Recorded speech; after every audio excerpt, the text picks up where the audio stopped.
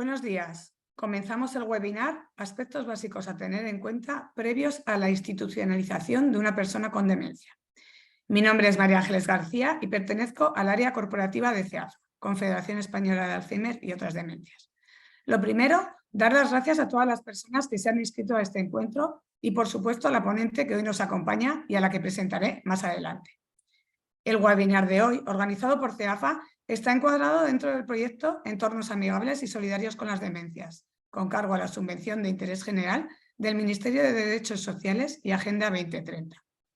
En el año 2020, CEAFA impulsó la campaña de información y concienciación Entornos Amigables y Solidarios con las Demencias, dirigida a sensibilizar a la sociedad en general y a colectivos y organismos en particular sobre los posibles síntomas de alerta que permitieran identificar posibles casos de demencia. En 2022 iniciamos una segunda fase del proyecto en la que apostamos por una transformación del entorno, facilitando información y sensibilización sobre diversos aspectos que afectan a las personas con Alzheimer y a sus familiares cuidadores. Este año continuamos organizando webinars formativos. La ponencia de hoy está dirigida a familiares cuidadores de personas con enfermedad de Alzheimer o cualquier otra demencia que han decidido o están valorando la posibilidad de ingresar a la persona enferma en una residencia. Tiene como objetivo informar sobre los aspectos que hay que tener en cuenta durante el proceso de institucionalización. Asimismo, ofrecer pequeñas pautas para favorecer la búsqueda de un centro residencial adaptado, en la medida de lo posible, a las necesidades de la persona con demencia y de la propia familia. Como en otros encuentros, recordamos que el chat está abierto para que puedan hacer preguntas, que serán respondidas por la ponente al finalizar la ponencia. A continuación, presento a la ponente que hoy nos acompaña, Elena Ramos Nieto.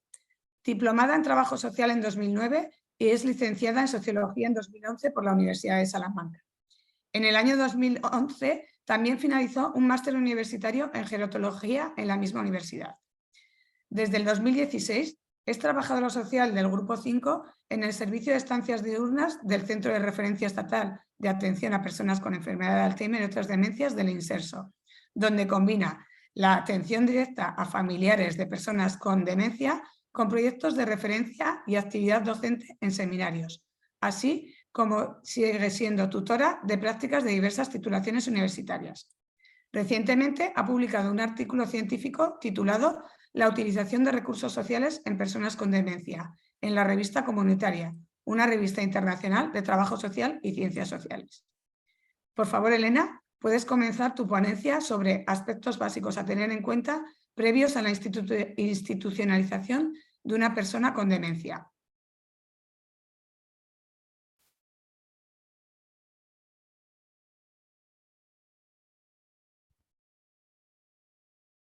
Elena, por favor. Hola.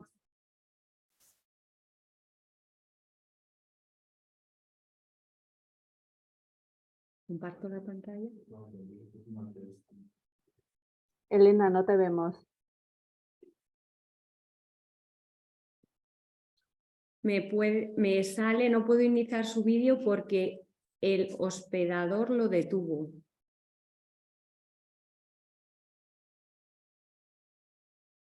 ¿Me tenéis que conectar vosotras algo? Sí, ahora va, Elena, perdona. A ver, lo voy a intentar otra vez.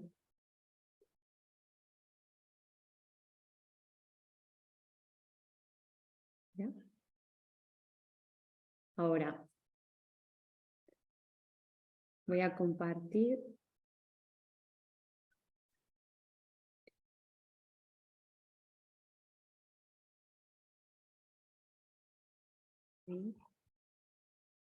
Vale. ¿Me escucháis bien? Perfecto, Elena. Vale.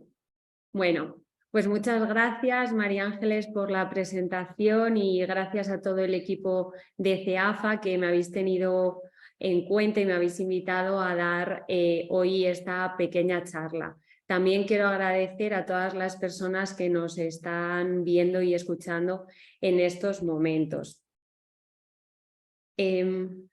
Bueno, los objetivos de esta conferencia ya los ha Los ha mencionado María Ángeles. Yo pretendo informar, explicar algunos aspectos que tenemos que tener en cuenta antes del ingreso de una persona con demencia en un centro residencial. Y también intentaré ofrecer unas pautas para cuando nos enfrentemos a la búsqueda de la residencia, que, bueno, pues que sepamos identificar las necesidades de nuestro familiar, de la propia familia, y que, bueno, pues lleguemos al acuerdo y elijamos el mejor centro adaptados a nosotros. Para ello voy a hacer una pequeña introducción muy breve, voy a dar algún dato interesante. Hablaremos de la decisión del ingreso, de los sentimientos que afloran en los familiares cuidadores durante este proceso, que no es fácil. Explicaré la tipología y el acceso a los centros residenciales que tenemos ahora mismo, y luego por último finalizaremos con esas estrategias para ayudar en la planificación de buscar un centro residencial.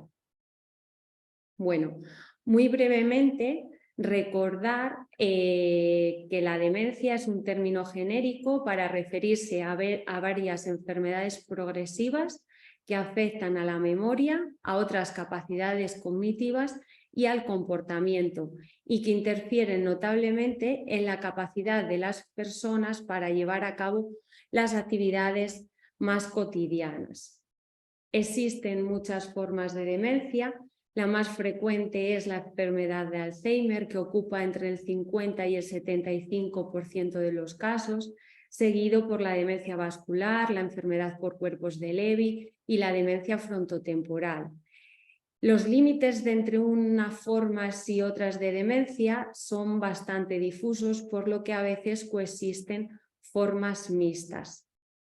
La demencia es una de las principales causas de discapacidad y de dependencia entre la población mayor, y esto provoca también un impacto abrumador entre sus familiares, lo que convierte en esta enfermedad la principal causa de ingreso en un centro residencial entre la población mayor.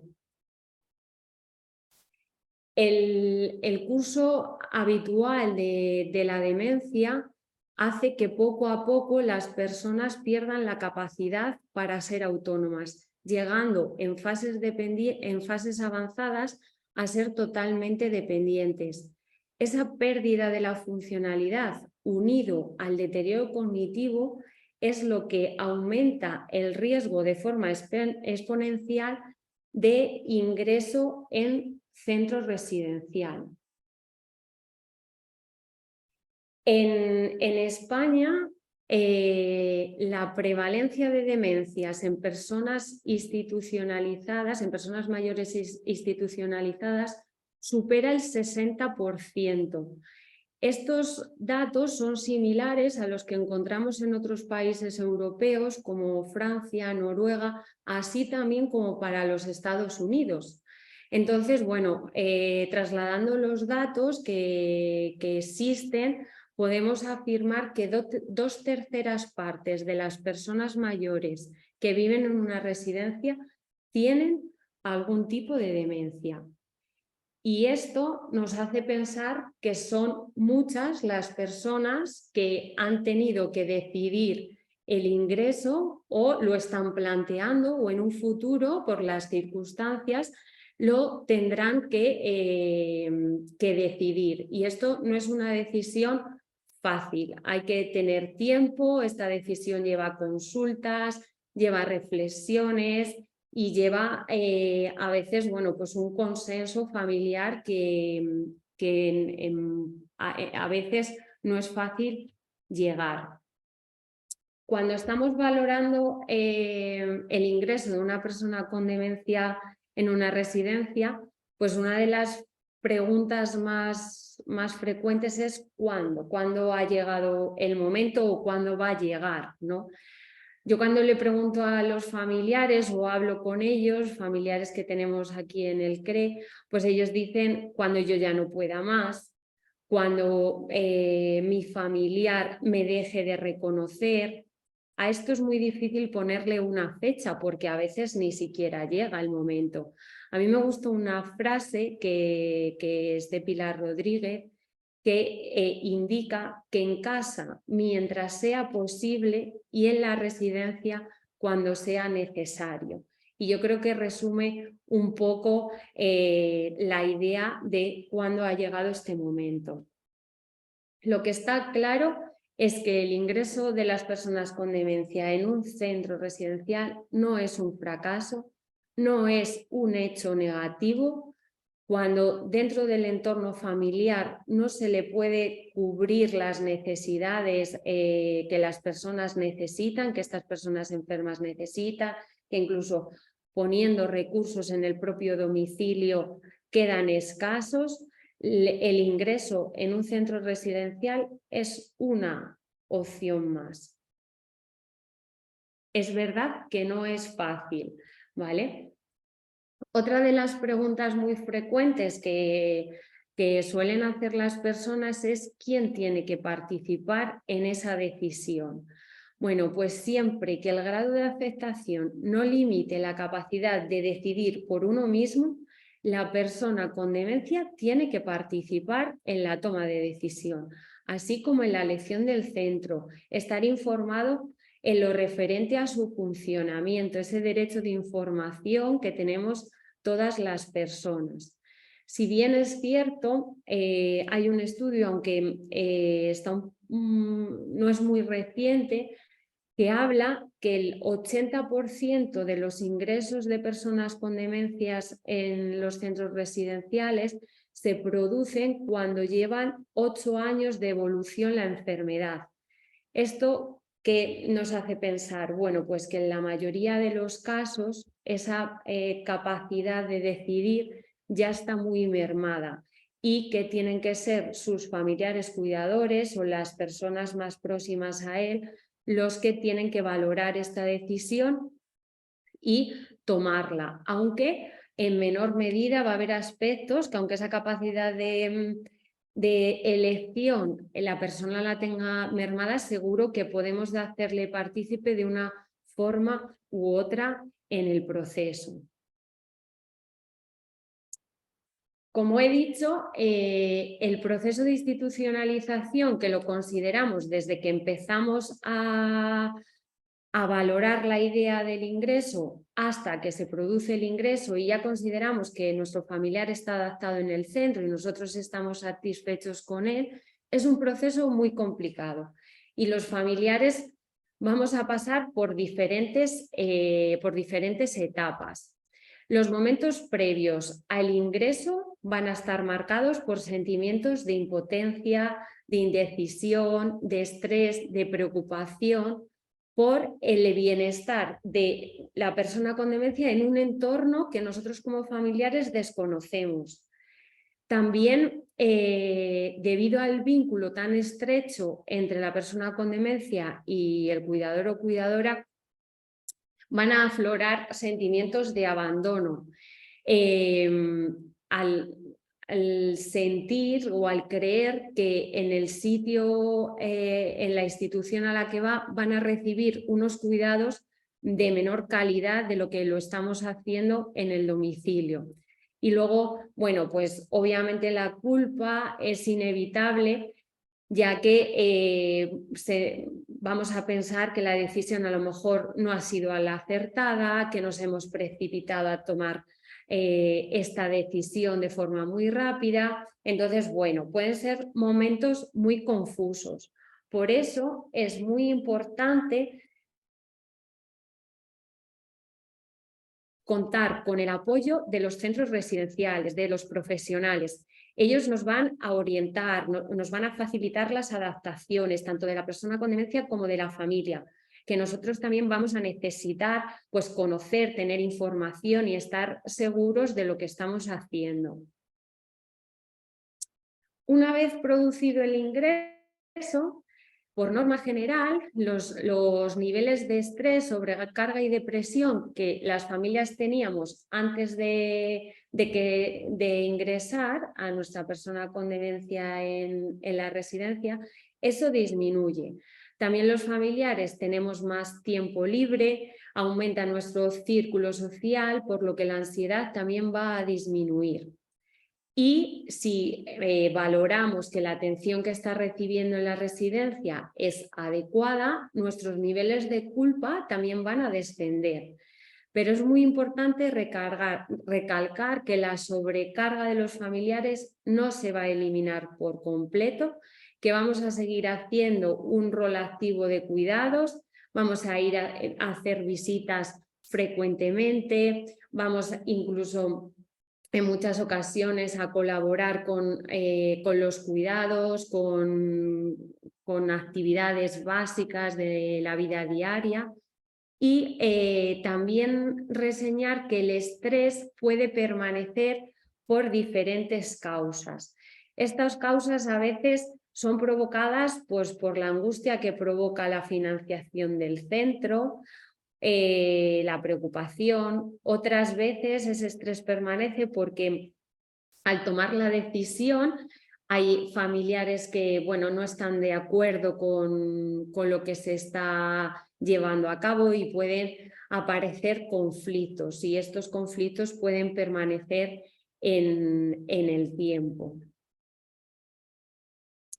Ahora voy a hablar un poco de los centros residenciales. Tradicionalmente en España venimos de un modelo en el que las personas mayores dependientes se cuidan en un entorno familiar y que la intervención pública, la asistencia pública quedaba un poco para aquellas personas en los que carecían de familiares o fallaba en la familia en esos momentos. Esto a finales de los años 70, con la evolución de los servicios sociales, los centros y la forma de cuidar a personas con demencia también ha evolucionado a los centros residenciales que tenemos ahora mismo. También se están desarrollando actualmente nuevos modelos de alojamientos, pero aunque cada vez la implantación está siendo mayor, todavía es escasa. Por eso yo me voy a centrar en los centros residenciales que tenemos en un altísimo porcentaje, ¿vale? Los centros gerontológicos son abiertos, de desarrollo personal y atención sociosanitaria multiprofesional, en el que viven temporalmente o permanentemente personas mayores con algún grado de dependencia. Cuando vamos a buscar un centro, es muy importante conocer los tipos de centros que existen, los procedimientos que tenemos que llevar a cabo para su acceso y la atención que podemos esperar de ellos. Por eso, insistir en el tiempo, que es una cuestión que hay que planificar con tiempo, e intentar reducir los costes haciendo uso de los recursos públicos a los que tengamos acceso. Dentro de la oferta que hay, de las plazas que hay de residencias, teniendo en cuenta su titularidad, podemos encontrar residencias públicas que son su gestión es de la administración, o residencias privadas en las que la titularidad y la gestión pertenece a empresas particulares. Por las condiciones de las personas también hay diferencias en cuanto a las plazas. Hay plazas para personas dependientes, que son aquellas que necesitan ayuda de una tercera persona para llevar a cabo las actividades básicas de la vida diaria. Tenemos plazas para personas no dependientes, que estas personas sí que pueden desarrollar esas actividades básicas por sí mismos, pero por otras circunstancias como aislamiento, problemas sociales, les impiden permanecer en su propio domicilio. Y luego, hay residencias mixtas en las que conviven personas tanto dependientes como no dependientes. Por la duración de la estancia también es importante conocer que hay estancias permanentes, que la persona, en este caso con demencia, pasa a vivir de forma permanente en el entorno residencial, convirtiéndose este pues, su domicilio, y estancias temporales, que va destinado pues, para periodos de convalecencia o respiro familiar de los cuidadores o enfermedad de esos cuidadores o cuidadoras. Para que os hagáis una idea, en España contamos con más de 5.500 centros residenciales, ¿vale? Os he traído, para que veáis la comparativa de la oferta pública, que es en torno al 30% de los centros, y un 70% dentro de la oferta que hay son residencias privadas, ¿vale?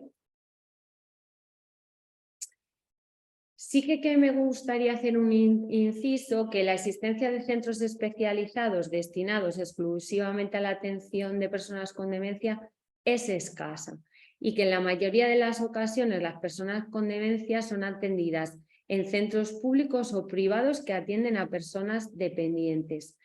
Sí que hay un punto intermedio en esta oferta, que están las AFAs, que juegan un papel muy importante, que muchas de sus instalaciones también tienen plazas residenciales, y ahí sí podemos tener una atención pues, más especializada. Incluso ya hay centros que también, entidades privadas, que van ofreciendo lo que es una atención más especializada a las personas con demencia. A continuación voy a explicar cómo acceder a una residencia a través de una plaza pública y posteriormente cómo acceder a una residencia con una plaza privada, ¿vale? Para acceder a la plaza pública va a ser a través de la Ley de Promoción de Autonomía Personal y Atención a las Personas en Situación de Dependencia. Y aquí, bueno, pues esta ley, como sabemos, es la principal fuente de recursos para las personas con demencia, pero quizás no se termina de adaptar a las características de este colectivo. Y esto, bueno, pues lo refleja muy bien el informe de la reivindicación a la acción, que depende Alzheimer y dependencia, que ha hecho CEAFA con esas reflexiones tan importantes de las personas que forman el PEPA. Entonces, bueno, aquí ahora también vamos a ver algunas de esas dificultades que vemos y que esta ley no se ajusta al 100%, ¿vale? Bueno, muy brevemente decir que la dependencia es el estado de carácter permanente en el que se encuentran las personas que, por razones derivadas de la edad, la enfermedad o la discapacidad y ligadas a la falta o la pérdida de autonomía física, mental, intelectual o sensorial, precisan de la atención de una u otras personas o ayudas importantes para realizar las actividades básicas de la vida diaria. Para materializar los derechos de esta ley se crea el Sistema para la Autonomía y Atención a las Personas en Situación de Dependencia, que es el conjunto de servicios y prestaciones económicas destinadas a la promoción de la autonomía personal, la atención y protección a las personas en situación de dependencia a través de servicios públicos y privados concertados debidamente acreditados y que contribuyen, bueno, pues a la mejora de las condiciones de vida de los ciudadanos. Este sistema, bueno, pues se plasma en una serie de catálogo de servicios y en unas prestaciones. Aquí lo que nos interesa es que dentro de este catálogo está el servicio de la atención residencial. Y dentro de la atención residencial va indicado residencias de personas mayores en situación de dependencia o centros de atención a personas en situación de dependencia en relación de los distintos tipos de discapacidad. Un alto porcentaje de personas con demencia son personas mayores, por lo que irían al primer grupo, pero sí a veces nos encontramos dificultades con personas diagnosticadas de Alzheimer o cualquier otro tipo de demencia que son personas jóvenes. Y esto es, bueno, pues una de las limitaciones que encontramos. Respecto al catálogo de las prestaciones que engloba esta ley, para el acceso a una residencia, la interesante es la prestación económica vinculada al servicio residencial en este caso, que vamos a ver. Es importante conocer que los servicios tienen en este caso, el acceso a la residencia por vía pública tiene un carácter prioritario y se va a prestar a través de la oferta pública de la red de servicios sociales de cada comunidad autónoma. La prioridad en el acceso va a ir determinada por el grado de dependencia, ¿vale? A mayor grado, más puntuación y más probabilidad de acceso, y en igual de grado por la capacidad económica del solicitante.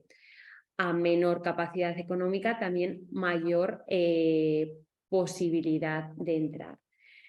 ¿Qué pasa? Que la red pública, como hemos visto, ocupa un 30% de las plazas y la red pública no dispone de plazas para todas las personas dependientes. Por eso se tiene acceso a esa prestación vinculada al servicio que antes mencionaba. Esta prestación económica contribuye a la financiación del coste del servicio en entidades privadas. Es decir, como la administración pública no me da acceso a una plaza pública, yo la tengo que buscar a nivel privado y me da una prestación económica para afrontar parte de ese coste. Esta prestación es personal, esta prestación es periódica y la administración se va a encargar de que efectivamente se esté empleando esa cuantía a pagar el coste del servicio que estamos utilizando, que sería el coste de la residencia. Para acceder a estas plazas públicas tenemos que tramitar el reconocimiento de la situación de dependencia. ¿Qué requisitos tenemos que tener? Tener nacionalidad española, encontrarse en situación de dependencia en alguno de los grados establecidos, 1, 2 o 3, vivir en España y haberlo hecho durante 5 años, de los cuales 2 deberán ser anteriores a la fecha de la solicitud.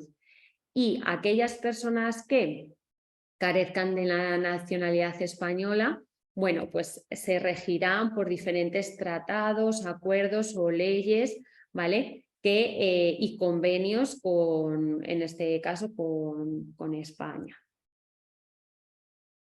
¿Cómo hacer la solicitud?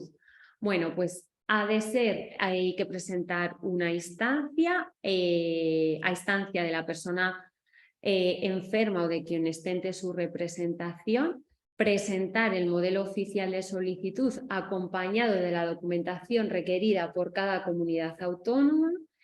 Y la tramitación puede ser a través de medios electrónicos o de forma presencial en los centros de servicios sociales más próximos al lugar de residencia. Si hay alguna persona de las que nos está viendo que va a iniciar este proceso, yo os aconsejo contactar con el trabajador o trabajadora social de vuestra zona para que in situ os dé mayor información, os faciliten todos los trámites, os expliquen qué documentos pues hay que aportar en función pues, de la localidad, comunidad a la que pertenezcáis. Cuando hemos presentado la solicitud, esta va a llevar, bueno, pues una serie de fases, una valoración en la que se va a valorar a la persona enferma, se va a dictar una propuesta, se elaborará el PIA, con ahí las modalidades de intervención más adecuadas. Entonces ahí ya se verá la necesidad o la posibilidad de optar a un centro residencial. Habrá una resolución, ¿vale?, en el que se establecen los grados, pues, y los servicios, las prestaciones que correspondan a la persona solicitante. Si no estamos de acuerdo con esa resolución o pasado un tiempo vemos que nuestro familiar ha empeorado, Esta resolución, bueno, se puede rectificar haciendo las determinadas revisiones, ¿vale? Y hasta ahí, cómo acceder a una plaza pública, que es a través solicitando la ley de la dependencia, ¿vale? Incorporando la puntuación para el acceso a una residencia y si conceden plaza pública, perfecto, y si no, nos reconocerán la prestación vinculada para acceder a una plaza privada, que es lo que voy a explicar a continuación. Como os he dicho antes, los centros residenciales privados tienen una titularidad y una gestión que corresponde a empresas particulares. Eso sí, tienen que estar acreditados por las correspondientes comunidades autónomas. Aquí, en este tipo de centros, la plaza es muy elevada y va a haber mucha diferencia entre las características que ofrecen, los servicios, la calidad y el precio. ¿Cómo acceder? Pues debemos de cumplir los requisitos específicos que exija el propio centro. Contactaremos directamente con el responsable, trabajador o trabajadora social de la residencia y deberemos asumir íntegramente el coste de la plaza. Hay en algunos centros de titularidad privada que disponen de plazas públicas, ¿vale? Que estas son las llamadas plazas concertadas. Para acceder a ello tenemos que tener en cuenta lo explicado antes de acceder a la vía, por la vía pública. Aquí un cuadro resumen de las ventajas y desventajas del acceso, pues, a una plaza pública o a una privada. Las principales ventajas de las residencias públicas es que se da una atención continuada independientemente de las necesidades de la persona y el precio de la plaza es más económico. En cambio, los inconvenientes que tiene son las grandes listas de espera para su acceso, la limitada posibilidad de elección porque hay menos oferta y que se exige un mayor nivel de dependencia. En cambio, bueno, pues en las residencias privadas el ingreso se puede hacer de forma inmediata y hay mayor libertad de elección. El gran inconveniente es el coste económico. Para finalizar en el último punto, bueno, voy, como os decía, a intentar dar unas estrategias para que tengáis en cuenta a la hora de buscar un centro para la persona con demencia. A lo mejor digo cosas muy obvias, pero que nosotros vemos aquí cuando vienen los familiares que en esos momentos tan estresantes como hemos visto, pues incluso lo obvio, pues quedamos atrás, nos precipitamos, a veces no hacemos las preguntas correctas, tomamos una decisión en un centro y no tenemos toda la información de ese centro. Entonces, bueno, como os he dicho, el proceso de institucionalización se debe hacer con tiempo, no nos podemos precipitar y reunir toda la información necesaria para conocer bien el centro que hemos elegido. Los pasos que debemos hacer para elegir una residencia, pues al final identificar los diferentes centros. En los centros de servicios sociales suele haber listados, en internet, bueno, a través de muchas fuentes podemos identificar los centros residenciales que existen.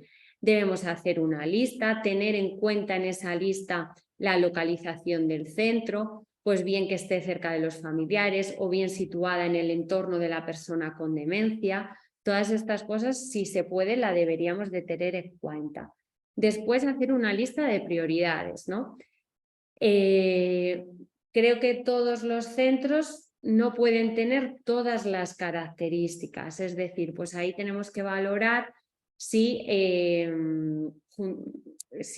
por ejemplo, el tener espacios exteriores, zonas ajardinadas, si es bueno para nuestro familiar o no, o bueno, y dentro de las características que queremos, pues dar también una prioridad, porque los centros igual no tienen de todo, ¿vale? El siguiente paso sería hacer una llamada por teléfono al centro y recoger una primera información básica para elegir las residencias que vamos a visitar y otras descartarlas. Porque, por ejemplo, en esas preguntas, en esas llamadas, deberíamos preguntar por la lista de espera, si existen listas de espera y si es en afirmativo, ¿cuánto tiempo? Porque a lo mejor si estamos planteando el ingreso de la persona con demencia a corto o medio plazo y hay una lista de espera superior al año, pues a lo mejor nos evitamos de ir a ver ese centro, ¿vale? También es importante preguntar el coste que tiene, si atiende a personas con demencia, como es obvio, y bueno, pues para ampliar la información, pues si tienen alguna página web o algún tríptico que os puedan facilitar, pues también para en mayor medida pues conocer el centro antes de ir a la visita. Si no la hemos descartado durante esas preguntas que hemos hecho, pues estableceríamos ya la cita con el centro. Y lo recomendable es visitar diferentes centros y no elegir entre uno o dos. También si se puede. Cuando vamos a los centros, bueno, pues es muy importante hacer preguntas, que yo también, bueno, pues siempre digo que llevéis hecha una lista de las cosas de los aspectos a los que vosotros le deis importancia y también que han sido significativos para las personas con demencia. Y luego ya hacer pues esa lista de preguntas y durante la entrevista pues hacerlas, y es una forma que no quede nada por conocer. Yo, bueno, pues dentro de las preguntas que se pueden hacer hay muchas. Traigo aquí pues unos ejemplos que creo que son importantes respecto a las características de las habitaciones, si se puede ambientar o colocar en sedes personales. Si, por ejemplo, nuestro familiar tiene algún riesgo de salir del centro de forma no controlada, pues si disponen de algún dispositivo de localización o cómo hacen en esos casos. ¿Qué perfil hay en la residencia de personas usuarias? Si tienen pues otras personas con demencia, nos va podemos deducir que tienen experiencia en personas con demencia. Y esto me parece muy importante, preguntar si hay alguna limitación por la que no se admitiría a la persona.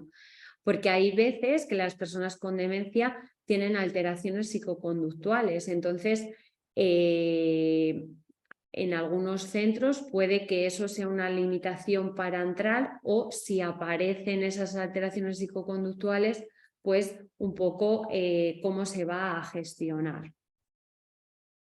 También, bueno, pues preguntar cuestiones acerca de los profesionales, si disponen de atención sanitaria, acerca de los servicios que ofrecen, ¿no?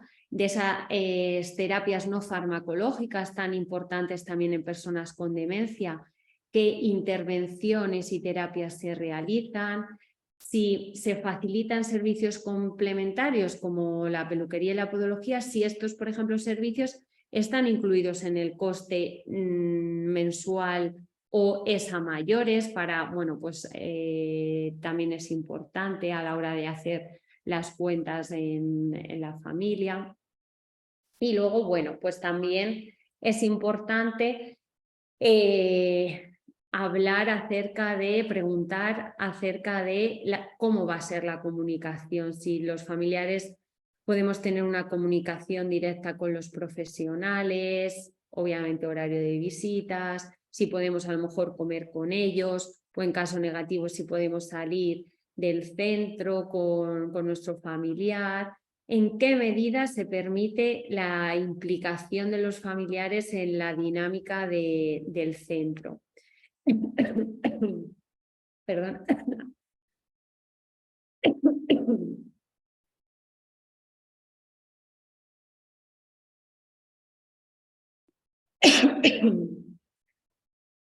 Perdonar. Y por último, ¿cómo, si creemos que esta residencia, la que estamos visitando, puede ser una candidata, cómo es el proceso de admisión, cómo van a facilitar la adaptación tanto de mi familiar como la mía, como cuidador o cuidadora, y qué documentación se requiere para formalizar el ingreso. También a lo largo de la visita, durante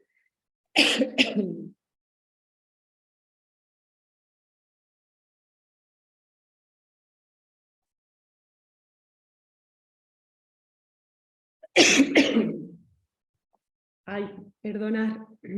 Tranquila, Elena, no te preocupes. Durante esa visita nos tenemos que fijar en muchas cosas, en las instalaciones, cómo son los espacios, la luminosidad de las salas, la limpieza, muy importante la ausencia de ruidos, de los malos olores. También si nos encontramos a otras personas que ya viven en el centro, pues ver si están en espacios que promueven la interacción de ellos o están situados de forma más aisladas, el personal, en cómo nos están tratando durante esa visita y bueno, pues tanto el lenguaje verbal como no verbal que emplean con otros residentes que están ya allí, ¿vale?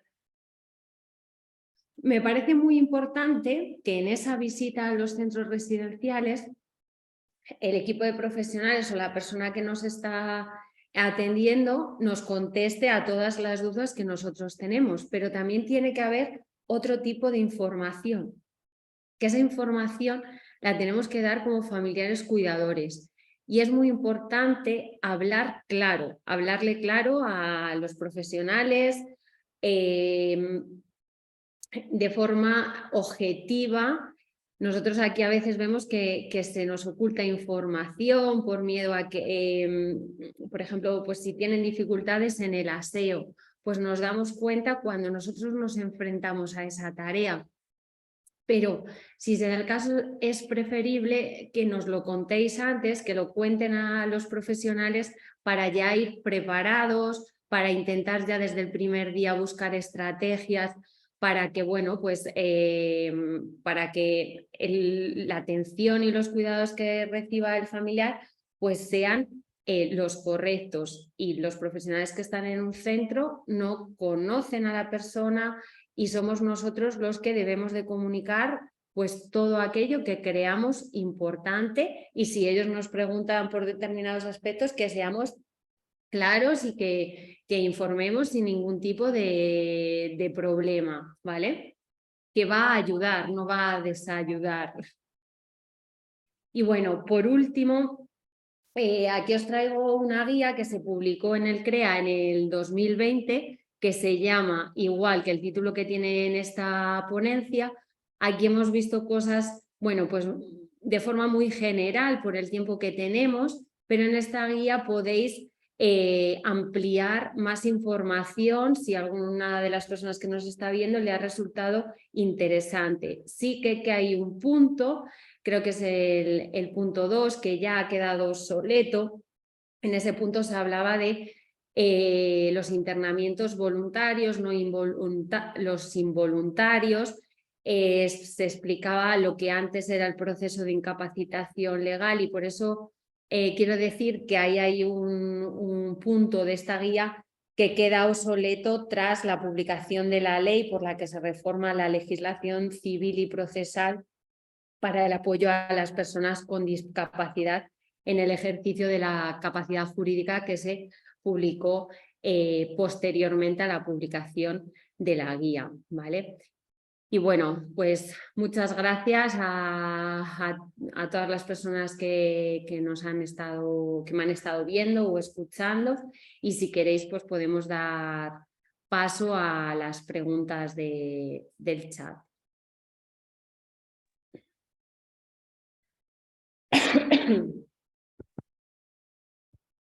Elena, si quieres, quitamos la ponencia y así. Vale, sí. A ver, dejar de compartir. Vale, fenomenal. Vale, mira, tenemos alguna pregunta. Nos has dado una serie de ítems pues, para que las familias puedan consultar a las residencias o tenerlas en cuenta de cara a ingresar a su familiar. Pero nos dicen si deberíamos de conocer los ratios de profesionales que tienen las asociaciones, perdón, las residencias. Si debieran preguntar, bueno, pues si hay terapias no farmacológicas que van a utilizar para con estas personas que ingresan. Y el tema del uso de las sujeciones, si crees que es importante tratar este tema con las residencias, ¿no? Que es, bueno, yo creo que un tema bastante actual. Pues esta sería un poco...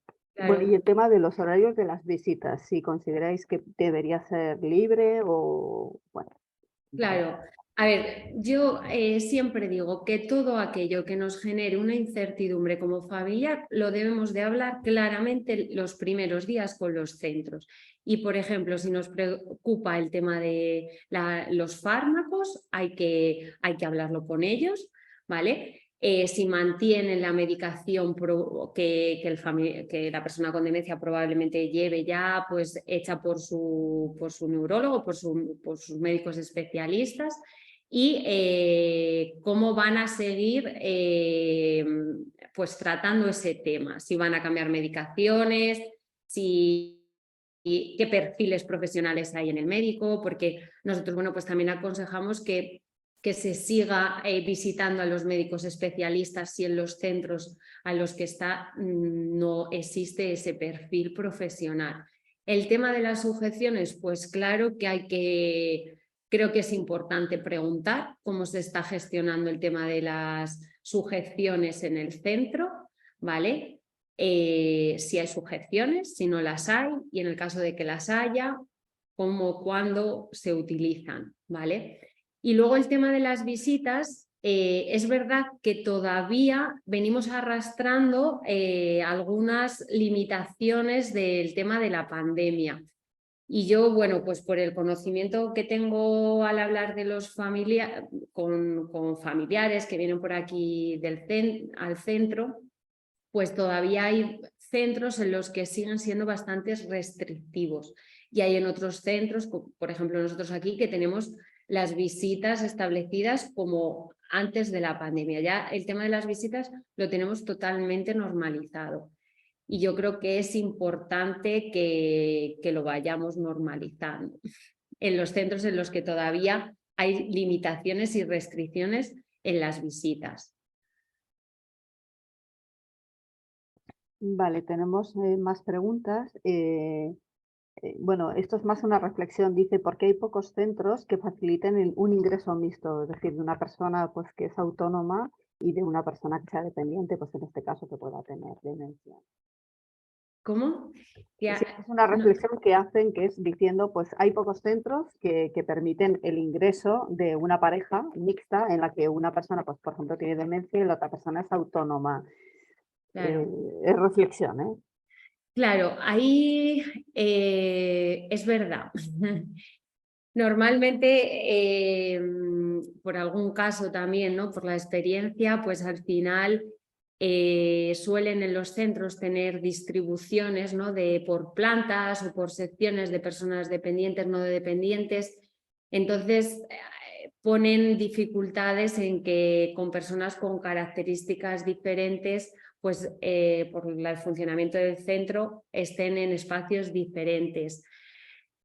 Recientemente, un caso que conocemos, sí que se le ha permitido estar juntos, pero bueno, eso también conlleva alguna dificultad. Yo creo que es buscar un consenso con el centro, probar diferentes cosas, no tiene por qué en estas cosas ser un no o un sí, y sobre todo ahí respetar la opinión del matrimonio, y hay una persona que no es dependiente, que probablemente pueda decidir lo que quiere y tenerlos a ellos en cuenta como matrimonio, claro. Muy importante que ellos, a lo mejor que no estén en la misma habitación, pero que puedan tener sus momentos de intimidad. Ahí hay que buscar diferentes formas para que ellos estén bien. Ujú. Muchas gracias. Tenemos más preguntas. Dice, ¿cómo se gestiona el ingreso de un enfermo de Alzheimer que se niega a ingresar aun habiendo perdido capacidad de decisión? Claro, pues hay veces que tenemos que entrar por la vía judicial y ahí esa última ley que he mencionado, que no sé si habéis hecho alguna conferencia sobre esta ley, pero creo que ahora está bueno, pues en auge. Tenemos que cambiar desde la terminología a los procedimientos, pero siempre existe una vía legal en la que, bien promovida por el propio centro o bien promovida previamente por los familiares, pues que el juez en este caso autorice esos internamientos de los que hablaba, que tratamos como internamientos involuntarios porque la persona no lo quiere. También muy importante esto, en esa primera entrevista cada centro os pueden ayudar, incluso a veces pues agilizar ellos estos procesos desde el propio centro. Bueno, esto también es una reflexión. Dice, la tramitación de la ley de dependencia en algunas comunidades autónomas es cierto que tarda 2 años y en los casos de demencias muchas veces lo que es el deterioro es muy rápido y llega demasiado tarde. Es más así. una reflexión. Sí, sí, esperemos que esas listas disminuyan y que pues efectivamente lleguen los recursos cuando las personas los necesitamos. Yo confío que poco a poco, también a raíz del COVID, pues hemos aprendido cosas, se han hecho acuerdos y a nivel de legislación sí que se está intentando un poco avanzar lo que hablábamos antes de los ratios, está reflejado en un acuerdo del Consejo Territorial de Servicios Sociales y bueno, despacio, pero se van haciendo cosas. Ujú. Hablando de ratios, nos dicen, bueno, es un porqué la diferencia de ratios entre centros públicos y privados. La diferencia. Entiendo que será básicamente si es una cuestión económica o no. Claro, ahí luego hay unos mínimos que las comunidades autónomas, por ejemplo en este acuerdo que os he dicho, ahí podéis ver los mínimos que os ofrece y eso lo tienen que tener todos los centros. Luego ya, bueno, pues quizás en las residencias públicas se tiende a tener una ratio un poquito mayor. ¿Por qué no subir la ratio en los centros privados? Pues al final un coste económico. Y las personas que dirigen los centros pues se limitan a la ley, que en el caso de que quede escaso creo que es donde hay que promover el cambio, que ya se está haciendo. De hecho, de aquí al 2025 ya tiene que haber aumentado el ratio de las personas que ofrecen atención en estos centros. Tenemos una última pregunta. Dice, ¿qué opinión tienes sobre la norma que en algunas residencias se tiene de prohibir las visitas y el contacto entre la persona que ingresa y sus familiares durante los primeros días de ingreso en periodo de adaptación? ¿Se sigue haciendo esta práctica todavía? Se sigue nosotros, yo no estoy a favor. Es mi opinión personal. Porque creo que empatizando con la persona con demencia, si ya estoy en un entorno que desconozco, quiero estar con personas que conozco. Y creo que como familiar, creo que es muy duro no ver cómo está. En algunos casos puntuales, por recomendación médica, por las circunstancias que se pueden dar diferentes, en algunos casos puede que se dé esta recomendación y yo la pueda entender y creo que estará bien aplicada, pero por norma general creo que no, pero es una opinión personal y a lo mejor alguien de lo que nos está escuchando no está de acuerdo con lo que estoy diciendo. Nos acaba de entrar una pregunta nueva. Dice, ¿es práctica común el ingreso del usuario con demencia utilizar contención química? hay estudios para investigar la relación entre consumo de fármacos durante el ingreso en la residencia de una persona con demencia. ¿Para entrar que le apliquemos fármacos? No, si es una práctica común, quiero entender. Utilizar la contención química. No. ¿Para el ingreso? No debería. O sea, por ejemplo, aquí las personas que ingresan en residencia, aquí en el CREACEMEN, ellos vienen con su pauta de medicación y es la que se mantiene durante los primeros días de no haber un cambio por parte de los especialistas, que este centro sí que tenemos, pero por procedimiento o por dar algún tipo de medicación para que ese día la persona esté un poco más susceptible o no, de eso sería una sujeción y no. Perfecto, Elena. Muchísimas gracias.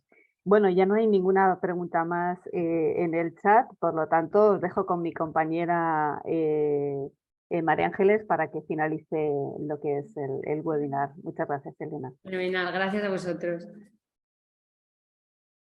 Acabamos ya este webinar, no sin antes agradecer a Elena haber compartido su tiempo y conocimiento con todos nosotros y haber facilitado información y consejos para que aquellas personas que opten por acudir a un centro residencial lo hagan de la mejor forma posible. Muchas gracias, Elena. Por último, anunciamos el próximo encuentro con expertos que se celebrará el martes 4 de julio a las 11 de la mañana. Su título será Contenciones, sujeciones y restricciones físicas y químicas en la demencia, impartido por Jorge López Álvarez, psiquiatra del Hospital Universitario de Badajoz y representante de la CEPG, Sociedad Española de Psicogeriatría. Esperamos que este webinar haya resultado de vuestro interés. Muchas gracias por vuestra presencia y damos por finalizado el encuentro. Muchas gracias.